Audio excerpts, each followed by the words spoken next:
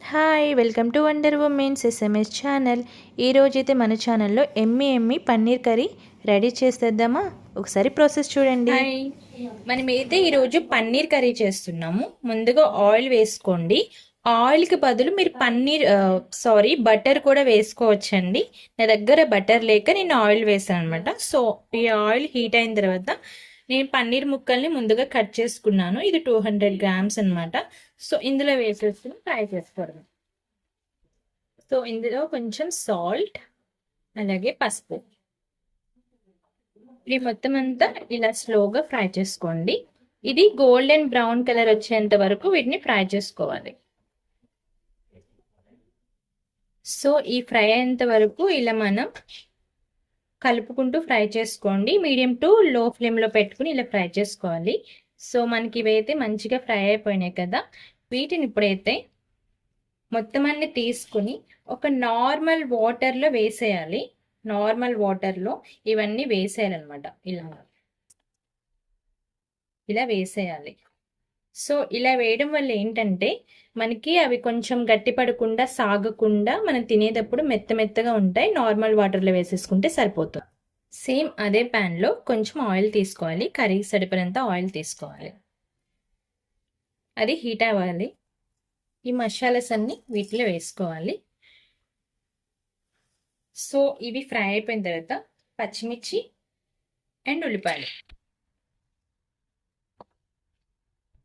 ఈ పచ్చిమిర్చి ఉల్లిపాయలు బాగా ఫ్రై అవ్వాలి. ఫ్రై అయితేనే టేస్ట్ అనేది మంచిగా వస్తుంది.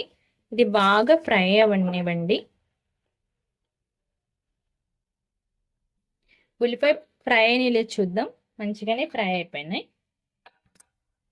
ఇందులోకి అల్లం వెల్లుల్లి పేస్ట్ వేద్దాం. ఇది ఒకసారి ఫ్రై చేసేసుకోవాలి. ఈ అల్లం వెల్లుల్లి పేస్ట్ కూడా మంచిగా ఫ్రై అయ్యాలి.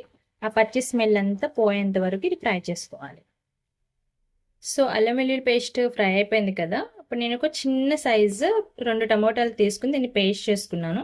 మొత్తం అంటే ఇందులో వేసి ఒకసారి మొత్తం అంతా తిప్పేసుకున్నాం.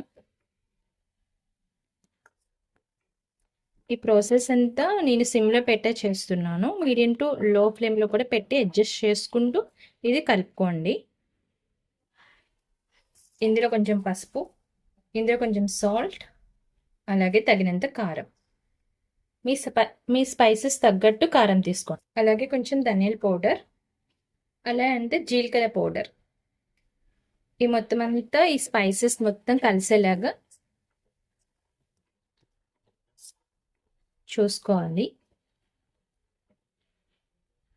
మొత్తం అంతా ఇలా కలిపేసుకున్నాం కదా, ఈ స్పైసెస్, ఈ టొమాటోస్ మొత్తం అంతా మంచిగా వేగి ఆయిల్ అనేది పైకి తేలిద్ది. అప్పుడు మనం టమోటాస్ అన్ని మంచిగా వేగినట్టు అనమాట. సో ఇప్పుడైతే మనం మూత పెట్టేసుకుందాం. ఒకసారి మూత తీసి చెక్ చేసుకుందాం. సో ఆయిల్ అంతా మనకి పైకి తేలింది కదా. ఇందాక వాటర్లో వేసుకున్న పన్నీర్ ఉంది కదా, ఈ వాటర్తో సహా మొత్తం అంతా కర్రీలో వేసేద్దాం.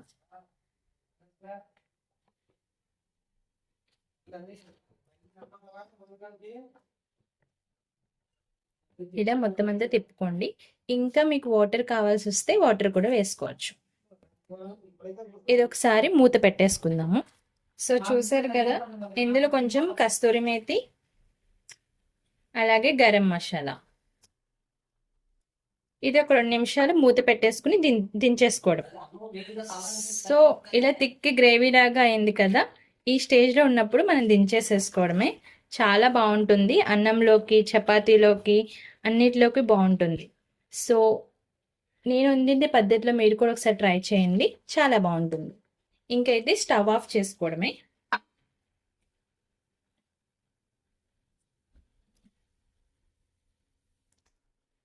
చూసారు కదా, ఇలా రెడీ అవుద్ది. చాలా బాగుంటుందండి. ఒకసారి మీరు కూడా ట్రై చేయండి.